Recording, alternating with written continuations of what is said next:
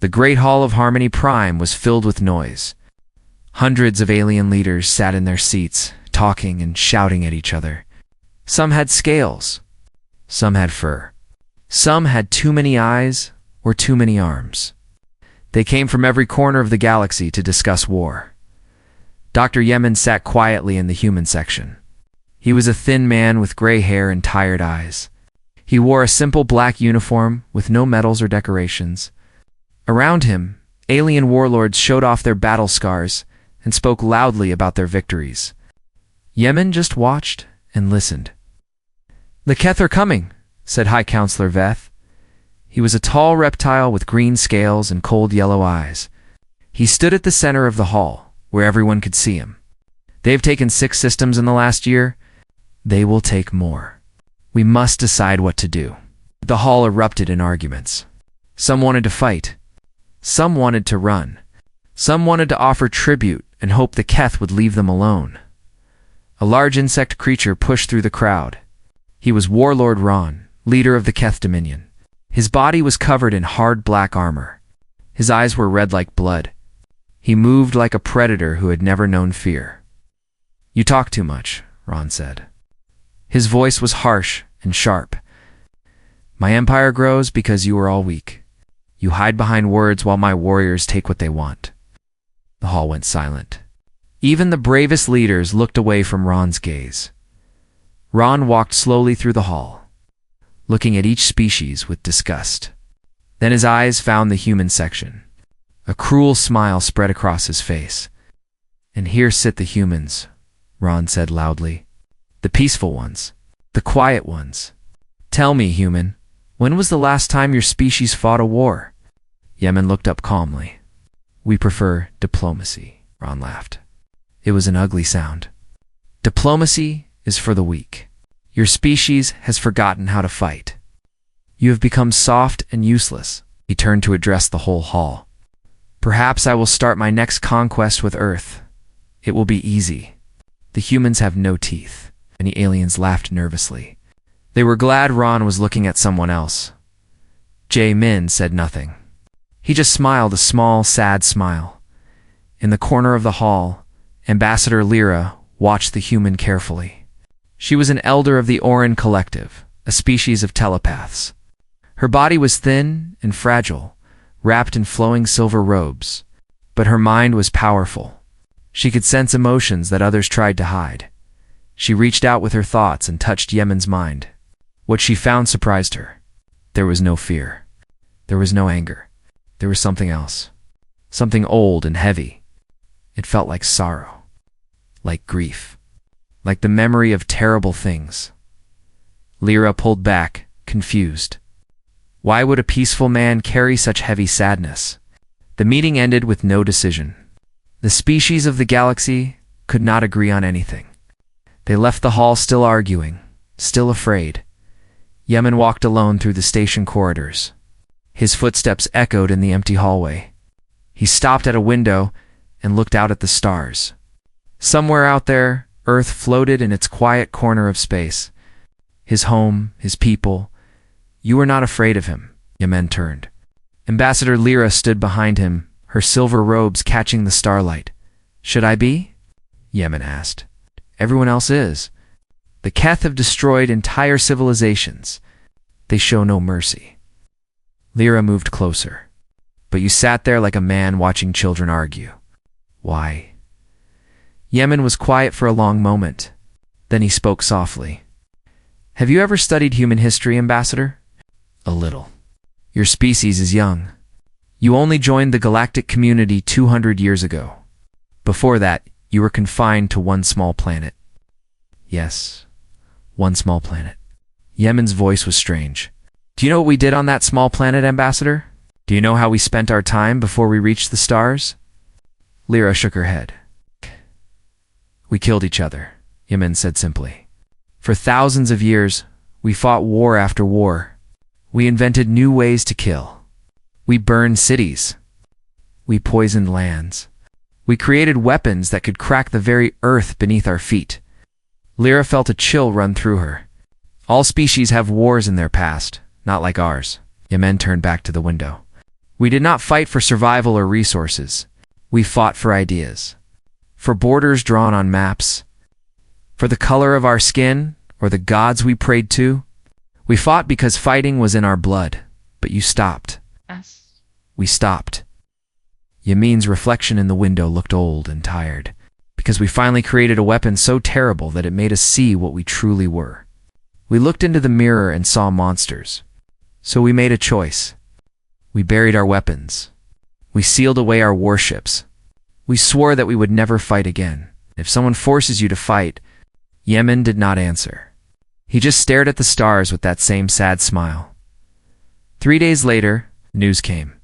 A Keth fleet had entered human-protected space. They attacked a research station called Hope's Light. It was a small station, home to scientists studying distant stars. They had no weapons. No defenses. They sent a distress signal, but help was too far away. The Keth ships surrounded the station and opened fire. The attack lasted for minutes. When it was over, 47 humans were dead. Men, women, young people just starting their careers.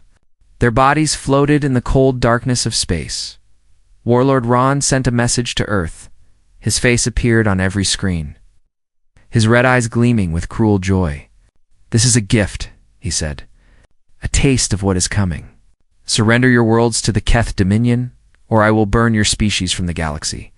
You have 1 week to decide." The galaxy watched and waited. They expected Earth to send diplomats. They expected humans to beg for peace, to offer tribute, to do anything to avoid conflict. That was what peaceful species did. On Earth, Admiral Tai-Ho received the news in his office. He was an old man with a face like carved stone. He had served in the defense fleet for 40 years, but he had never fired a shot in anger. No human had for 2 centuries. He watched the footage of the destroyed station. He saw the bodies floating in space. He saw the faces of the dead, young and full of dreams that would never come true. Tai-Ho stood slowly.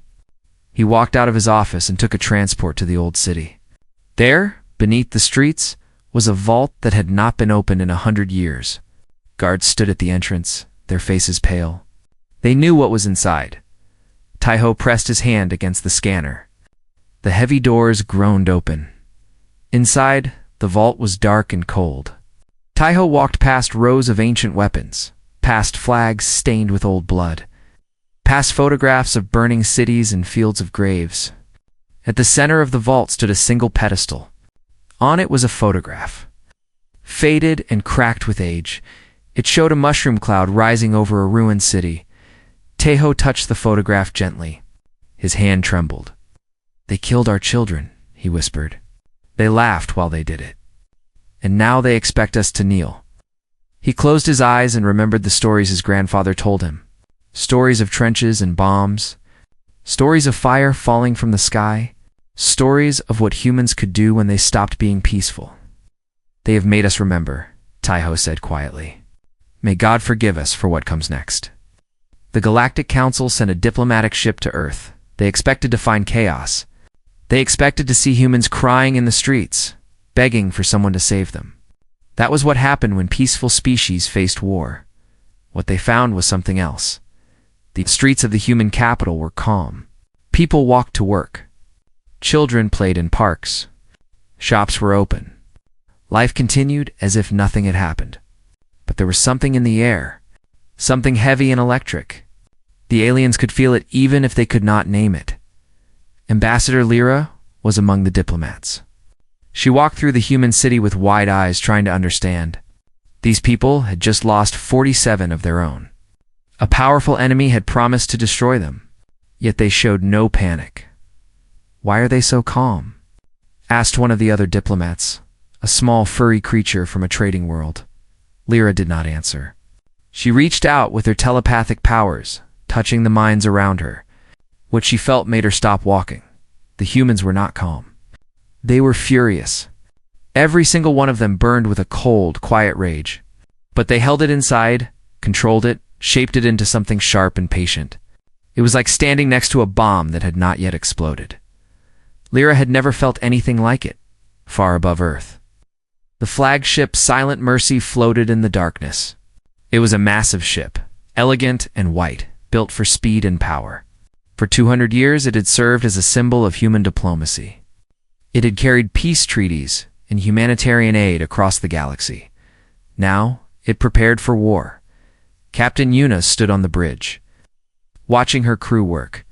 She was a woman in her 30s, with sharp eyes and a calm face. She had trained her entire life for a moment she hoped would never come. Now, it was here. "Status report," she said. "All weapon systems online," said her weapons officer. "Shields at full power. The fleet is assembling at Rally Point 7. Yuna nodded. "How many ships?" 312, Captain. More are coming from the hidden yards." 300 ships against 10,000? The Keth would laugh at those numbers. But Yuna did not smile. She knew something the Keth did not. Back on Earth, Ambassador Lyra was taken to a building she had never seen before. It was called the Hall of Remembrance. The structure was simple and gray, with no windows. Armed guards stood at every entrance. They did not smile. Dr. Yemen met her at the door. His face was tired, but his eyes were sharp. "You asked why we choose peace," he said. "I want to show you something. But I must warn you, Ambassador. What you see here may disturb you." Lyra followed him inside. The first room was dark. Images covered the walls, glowing softly in the dim light. Lyra looked at them and felt her stomach turn. She saw trenches filled with bodies. Soldiers standing in mud and blood, their faces empty. Machines that rolled over the earth, crushing everything in their path. Clouds of green gas drifting over screaming men. "This was called the First World War," Yemen said quietly. "It happened on our planet over 400 years ago. 17 million people died. We thought it was the war to end all wars. We were wrong." They moved to the next room. More images. Cities burning. Bombs falling like rain. Camps surrounded by wire where people were taken to die. A number was displayed on the wall. 70 million. The Second World War, Yemen explained. "We became better at killing. We invented new horrors. We learned that there was no limit to what we could do to each other." Lyra's hands were shaking. "Why are you showing me this?" "Because you need to understand." They entered a third room.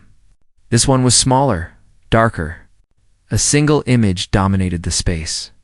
It showed a cloud shaped like a mushroom, rising over the ruins of a city.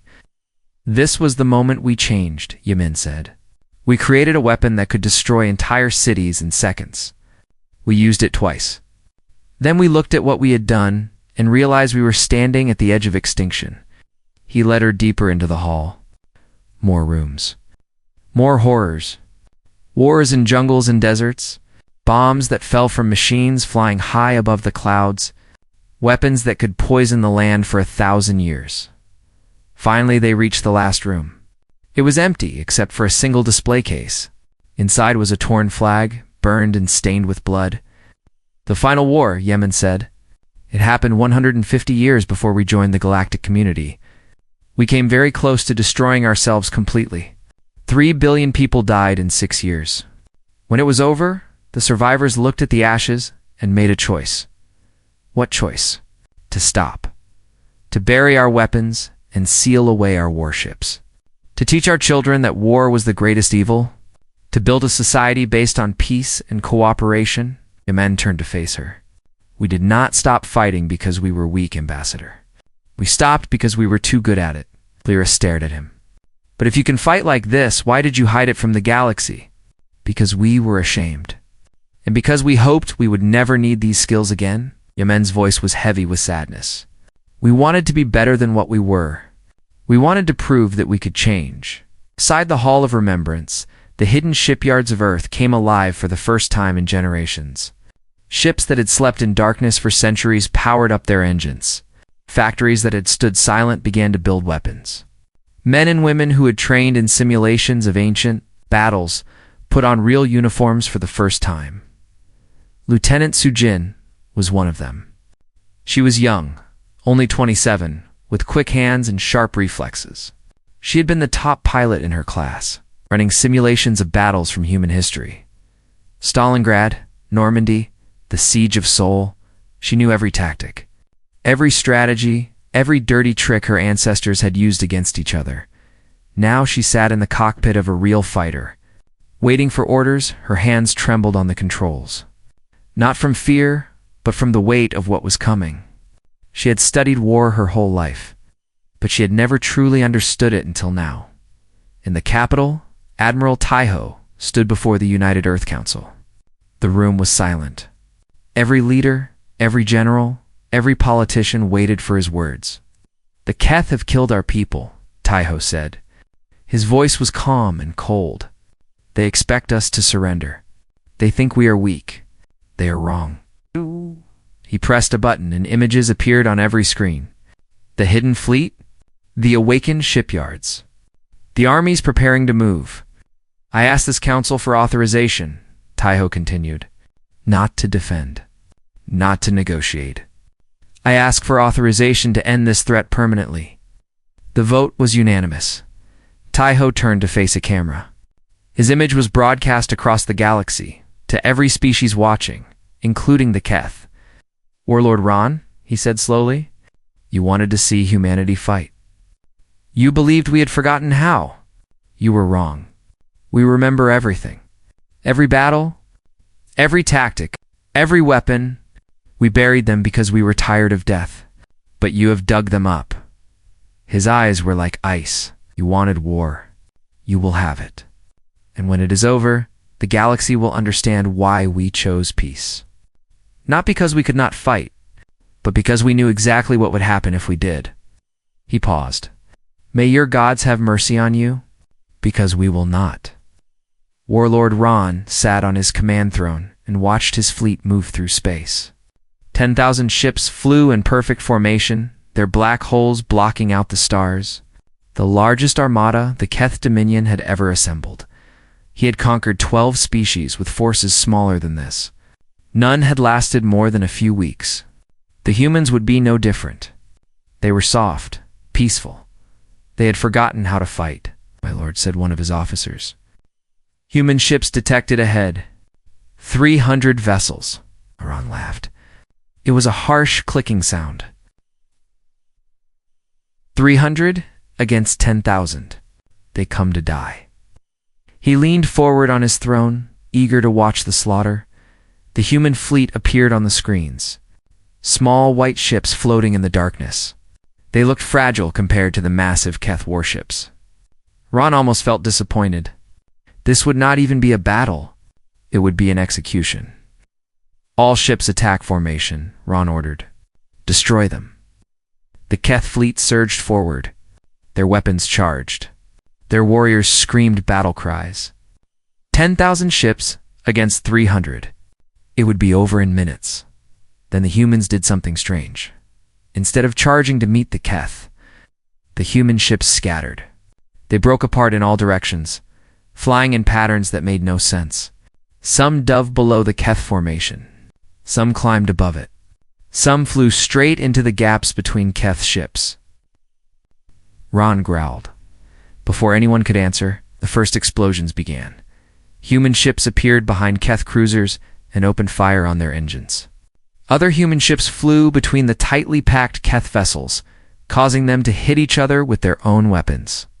Small human fighters slipped through the chaos, dropping bombs on command ships. The Keth formation collapsed into confusion. Ships crashed into each other. Commanders screamed contradicting orders. Weapons fired wildly, hitting friend and enemy alike. In 1 hour, the Keth lost 1,000 ships. The humans had lost 12. Ron stared at his screens in disbelief. This was impossible. The humans had fewer ships, fewer weapons, fewer soldiers. They should be dying, not winning. Regroup. He roared.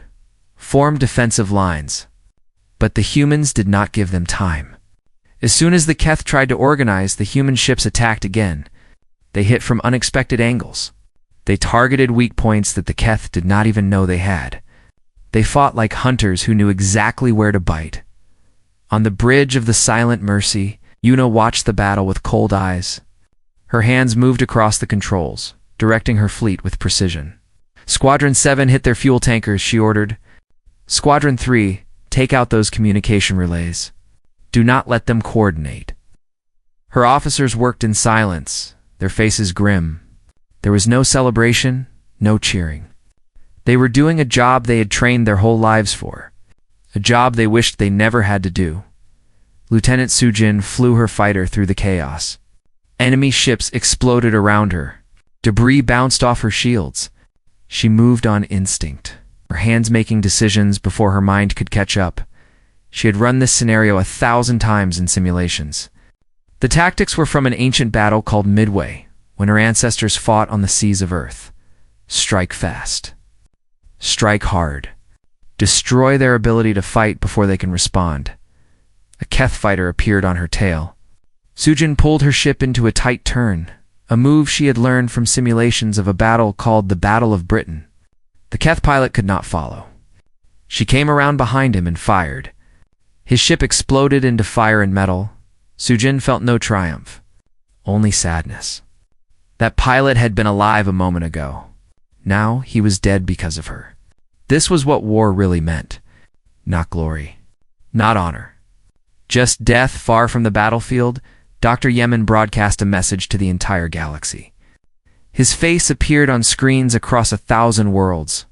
To all species watching this battle, he said calmly, I want to explain what you are seeing. The Keth outnumber us more than 30-1. By every measure, they should win easily. But they are losing. Do you know why? He paused, letting the question hang in the air. Because we have been fighting wars for longer than most species have existed. We have spent thousands of years perfecting the art of killing. We have studied every battle, every strategy, every mistake.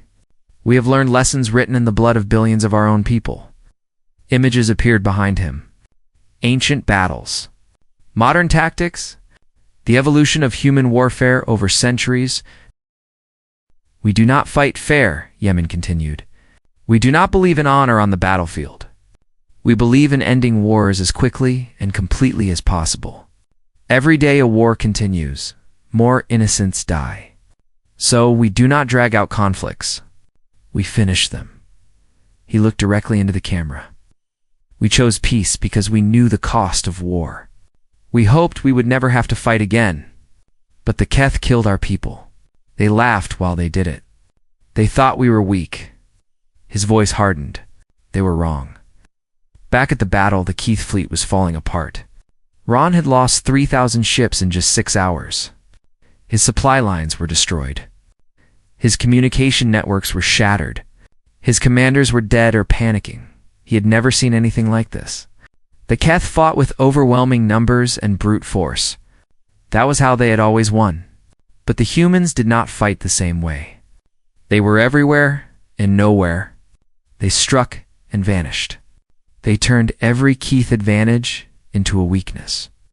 They fight like demons, whispered one of Ron's officers. No. They fought like something worse.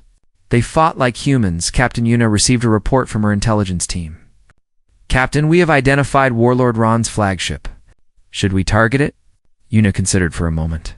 No, not yet. Let him watch his fleet die. Let him understand what he has awakened.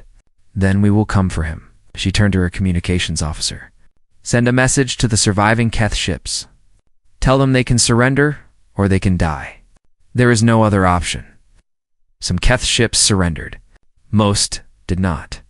The Keth were a proud species and they did not know how to lose. So they kept fighting and they kept dying. By the end of the first day, the Keth had lost 5,000 ships. The humans had lost 47. The exact number of people who died on Hope's Light, Admiral Taiho, watched the battle reports from Earth. His face showed no emotion. Around him, his staff worked in tense silence. Sir, said one of his aides, the Keth are retreating. Should we let them go? Taiho was quiet for a long moment. Then he shook his head. No, we do not stop at defense. We push forward until the threat is eliminated completely. He looked at the star maps showing Keth space. They attacked us without warning. They killed innocent people. They promised to destroy our species. If we let them retreat, they will rebuild. They will attack again. More of our people will die. He stood up, his old bones aching. "We will take this war to their worlds. We will destroy their ability to ever threaten anyone again. And then, when it is truly over, we will go home and try to forget what we had to become." His aide looked uncomfortable. "Sir, the Council authorized defensive action.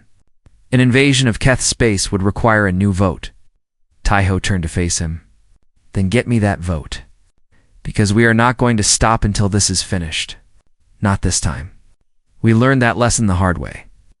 The Council voted within the hour. The decision was unanimous. The human fleet began its advance into Keth territory. And across the galaxy, species who had laughed at the peaceful humans now watched in stunned silence. Ambassador Lyra stood at a window on Harmony Prime, watching the news feeds. High Counselor Veth stood beside her, his scales pale with shock. "How?" he whispered. "How is this possible?" Lyra remembered what Dr. Yamin had shown her in the Hall of Remembrance. The trenches, the bombs, the mushroom clouds. "Spent thousands of years learning to kill each other," she said quietly. "The Kith have been conquering for 300 years. The humans have been fighting for 10,000. We thought they were sheep. We were wrong." She turned to face him. "They are not sheep. They are wolves who chose to stop hunting. And now someone has threatened their pack." The human fleet crossed into Keth space like a storm rolling over the horizon. 300 ships had grown to 800 as reinforcements arrived from Earth's hidden shipyards. Behind them came supply vessels, troop transports, and hospital ships. This was not a raid. This was an invasion. Warlord Ron had retreated to his fortress world, a planet called Iron Fang. It was the heart of the Keth Dominion, a world built for war. Massive defense platforms orbited in the sky. Armies waited on the surface. Underground bunkers held enough supplies to last for decades. Ron believed he was safe. He had lost many ships, but he still had thousands more. The humans would break themselves against his defenses. Then he would rebuild and take his revenge. He was wrong. The humans did not attack Iron Fang directly. Instead, they struck at the worlds around it. They destroyed shipyards and weapons factories. They bombed fuel depots and food storage facilities. They cut communication lines and supply routes. Within 2 weeks, Iron Fang was alone. Captain Yuna commanded the assault on the Keth's largest shipyard. Her fleet dropped out of faster-than-light travel right on top of the station, giving the defenders no time to prepare. "All ships, fire at will," she ordered. The shipyard exploded in a storm of fire and metal. Keth workers and soldiers died by the thousands. Ships that were still being built broke apart and tumbled into the void. In 30 minutes, the facility that had produced half of the Keth fleet was gone. Yuna watched the destruction from her bridge. Her face was like stone, but her hands trembled slightly. "Captain," said her first officer quietly, "are you all right?" "No," Yuna replied. "I am not. But I will do what must be done." On the ground, human soldiers landed on Keth's colony worlds. They moved with terrifying efficiency, using tactics developed over centuries of fighting on Earth. Combined arms, assaults, precision strikes on leadership targets, psychological warfare to break enemy morale. The Keth did not know how to respond. Their species fought as a swarm, overwhelming enemies with numbers. But the humans did not let them gather their numbers. Every time the Keth tried to organize, the humans hit them first.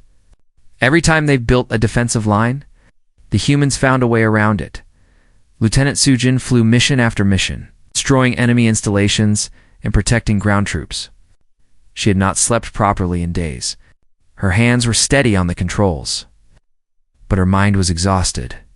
During a brief rest period, she sat alone in her quarters and looked at her hands. These hands had killed hundreds of Keth, maybe thousands.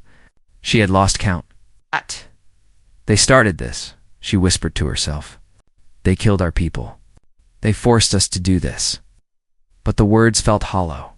The Keth had done terrible things, yes? But that did not make killing them feel any better. Her door opened. Captain Eunice stood there, her face tired.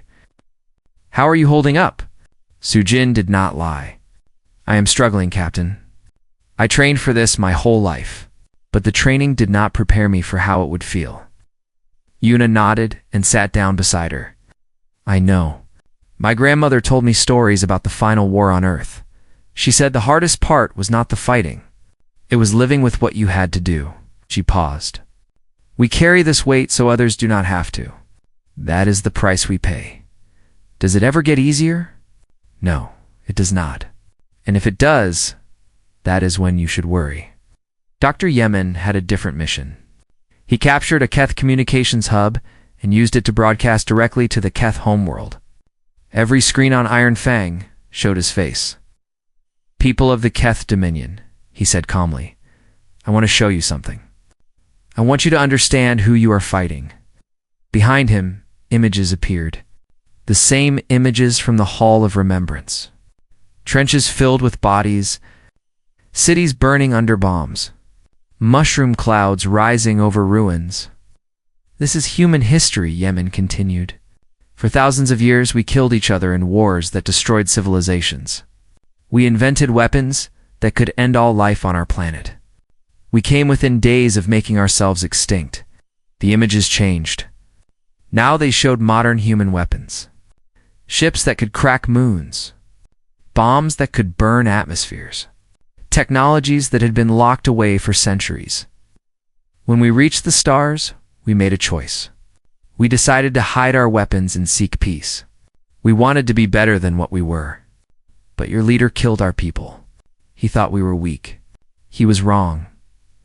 Yemen leaned forward, his eyes hard. We're not weak. We are the most dangerous species in this galaxy, and your warlord has unleashed us. This is not a warning. It is too late for warnings. This is simply the truth. Your dominion is falling, and there is nothing you can do to stop it. On Iron Fang, Warlord Ron watched the broadcast with growing fear. For the first time in his life, he understood that he might lose. Not just the battle, but everything. His advisors urged him to surrender. The humans offer terms, they said. If we stop fighting now, they will spare our people. Ron snarled. The Keth do not surrender. We fight until victory or death, and we will die, said one advisor. All of us. They will not stop until we are destroyed. Ron struck the advisor down with one blow. Then we die with honor. Prepare the defenses. The humans will pay for every inch of ground they take. The human fleet arrived at Iron Fang 3 days later. 800 ships surrounded the planet, their weapons pointed at the surface. Admiral Taiho stood on the bridge of his command ship, looking down at the fortress world. Open a channel to Warlord Ron, he ordered. Ron's face appeared on the screen. He looked tired and angry, but his eyes still burned with defiance. Admiral Taiho, Ron said. Come to beg for terms? No, I come to offer them. Taiho's voice was cold and flat. Surrender unconditionally. Disarm your remaining forces. Accept occupation of your worlds. Do this and your species will survive. And if I refuse, then I will deploy weapons that humanity has not used in 200 years. Weapons we swore never to use again. Taiho paused. Your fortress world will become glass and ash. Your species will become a memory. This is not a threat, Warlord. This is a promise, Ron laughed, but there was fear behind it. You would not dare. The galaxy would turn against you. The galaxy watched your people slaughter innocent researchers and did nothing. They feared you. Now they fear us. The difference is that we do not want their fear. We want to be left in peace. Taiho leaned forward. I am giving you one chance to end this. Take it. Ron's pride was too great. The Keth do not bow to anyone. Attack if you dare. We will make you pay for every inch. Taiho closed his eyes for a moment. When he opened them, they were filled with something that looked like grief. So be it. May whatever gods you believe in have mercy on your soul. We will not. He turned to his weapons officer. Deploy the Prometheus protocol. The officer's face went pale. Sir, are you certain? Those weapons have not been used since the final war. I am certain. target their military installations, their command centers, their defensive platforms. Taiho's voice hardened. Leave the civilian areas untouched if possible, but end this. Now, bombs fell from human ships. They were not ordinary bombs. They were weapons from humanity's darkest era, updated with new technology. They struck Ron's fortress with the fury of a dying sun. The fortress cracked. The defenses shattered. The ground itself turned to glass. Warlord Ron died in the fire, his last screams lost in the roar of destruction. On the bridge of the Silent Mercy, Dr. Yemen watched the fortress burn. Tears ran down his face, but his voice was steady as he recorded a message for future generations. We did not want this. We never wanted this. For 200 years, we tried to be peaceful. We buried our weapons and swore to never use them again. He paused, struggling to control his emotions. But when the choice was between our children and our conscience, we chose our children. We will always choose our children. He looked at the burning planet on the screens. May future generations forgive us for what we had to become. 1 year had passed since the war ended. The Keth Dominion had surrendered 3 days after Warlord Ron's death. Their fleet was destroyed. Their fortress world was ruins. They had no choice. Now the galaxy was different. Species that had laughed at humans now spoke of them in whispers. The peaceful humans. The quiet humans.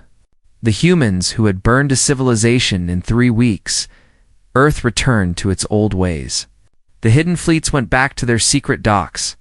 The weapons were sealed away once more. The factories stopped making bombs and started making medicine and food again. From the outside, it looked like nothing had changed, but everything had changed. The Galactic Council met on Harmony Prime to discuss what to do next. Representatives from dozens of species filled the Great Hall. They were nervous. They were afraid. They did not know what the humans would demand. Dr. Yemen represented Earth once again. He walked into the hall alone, wearing the same simple black uniform. No medals, no decorations. Just a tired man with gray hair and sad eyes. High Counselor Veth called the meeting to order. His voice was careful, respectful in a way it had never been before. The council recognizes the representative from Earth. Dr. Yemen, you may speak. Yemen stood slowly. Every eye in the hall was on him. Some looked at him with fear. Some with respect. Some with both. Thank you, High Counselor. Yemen's voice was calm and quiet. I know many of you have questions. You want to know what humanity will do now? You want to know if we will claim the Keth territories? You want to know if we will demand tribute or power or revenge? He paused, looking around the hall. The answer is no. We do not want your fear. We do not want empire. We do not want to rule anyone. He took a breath. We want what we have always wanted. Peace. The hall was silent. Veth leaned forward. You could take half the galaxy. Your fleets are unstoppable. Your weapons are beyond anything we have seen.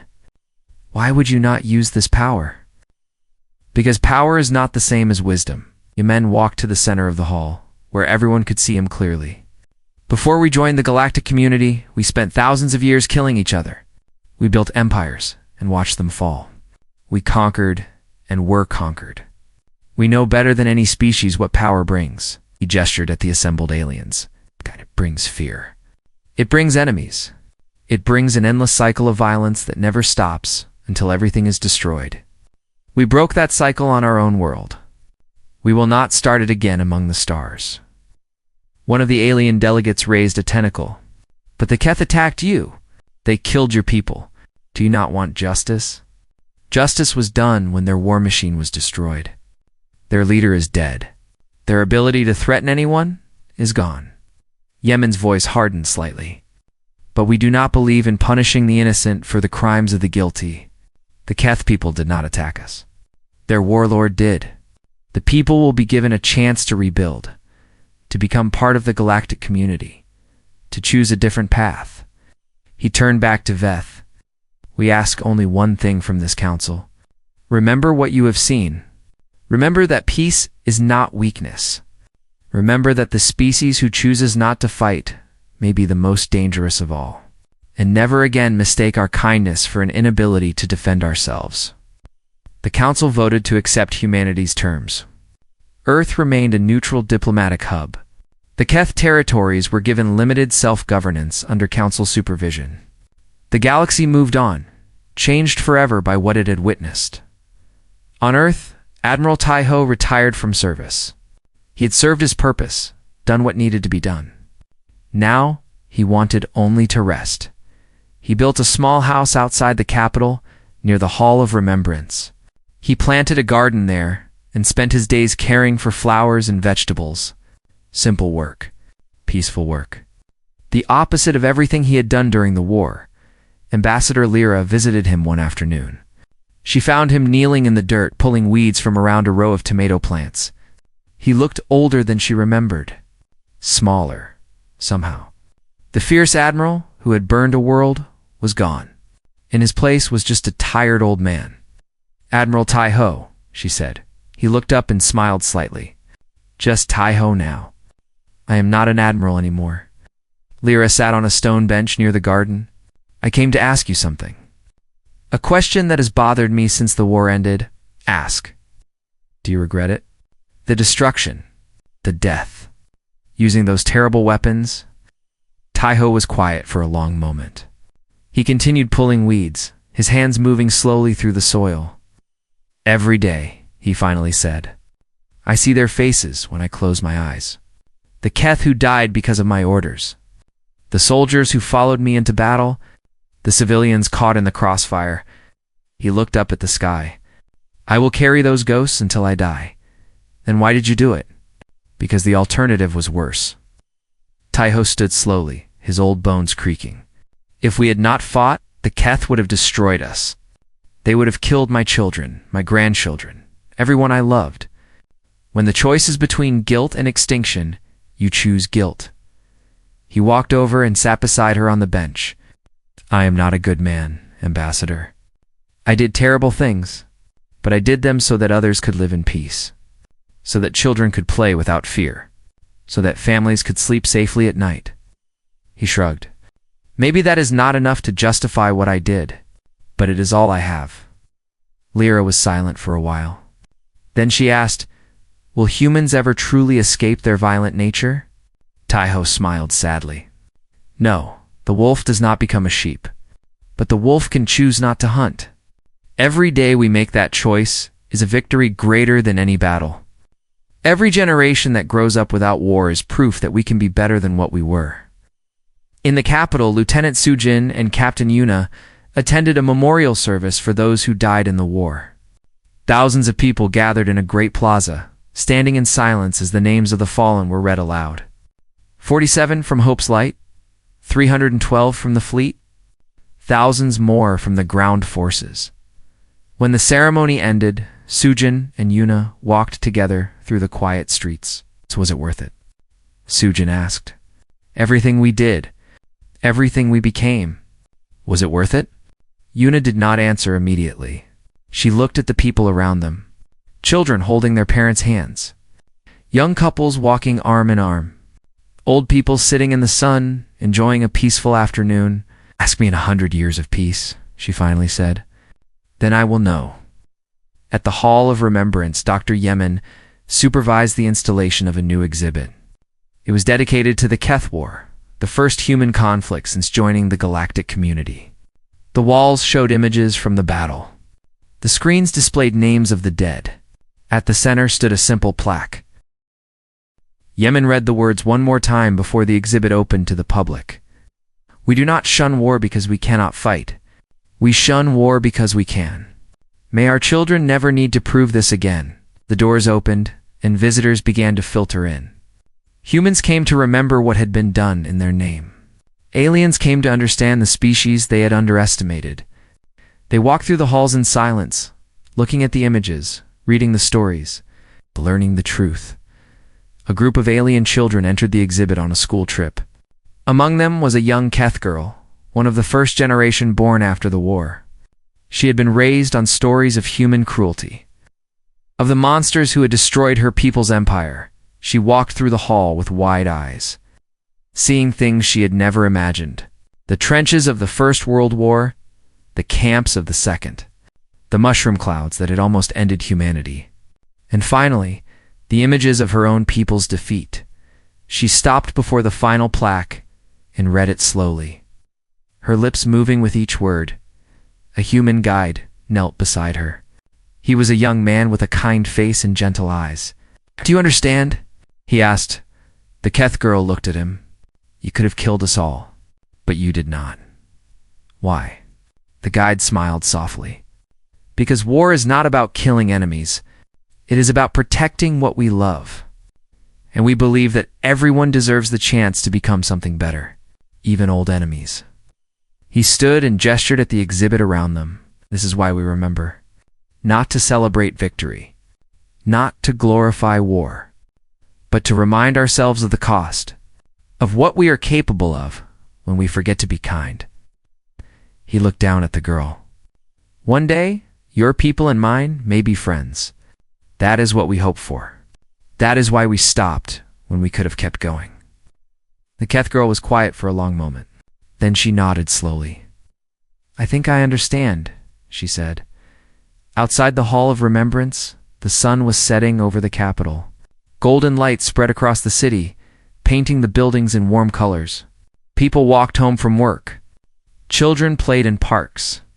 Life continued, peaceful and ordinary.